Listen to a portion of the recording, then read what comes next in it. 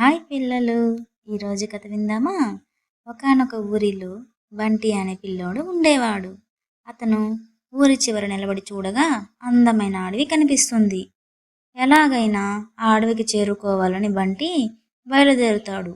ఆ వెళ్ళే దారిలో గంభీరమైన పెద్ద పెద్ద చెట్లు ఉన్నాయి. అది చూసి బంటికి భయమేస్తుంది. అక్కడ నుంచి గబగబా వెళ్తాడు. ఆఖరికి అడవిలోని మైదానానికి చేరుతాడు. అక్కడ బంటి అందమైన ఏనుగును చూస్తాడు. బుల్లి బుల్లి అడుగులు వేసుకుని ఏనుగుకు దగ్గరగా చేరువవుతాడు. బంటి ఏనుగును చూసి ఏనుగు తొండమును నెమ్మదిగా నిమురుతాడు. అప్పుడు అతనికి ప్రకాశవంతమైన జ్ఞానం వస్తుంది. చీకటి పడిన అడవిలో వింతగా కనిపించే జంతువులు కొన్ని కళ్ళతో ప్రకాశిస్తూ చెట్ల వెనక నుండి బయటకు రావడం మొదలు పెడతాయి. ఆ ఏనుగు అతనికి దగ్గరగా నిలబడింది. బంటి ప్రకాశించే రాయిని బలంగా పట్టుకొని తనను మరియు ఏనుగును ఎలాగైనా కాపాడుకోవాలని నిర్ణయించుకుంటాడు.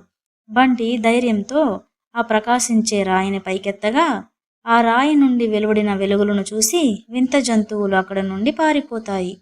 ఆ తరువాత బంటి మరియు ఏనుగు అక్కడ నుండి చాలా సంతోషంగా వెళ్తారు.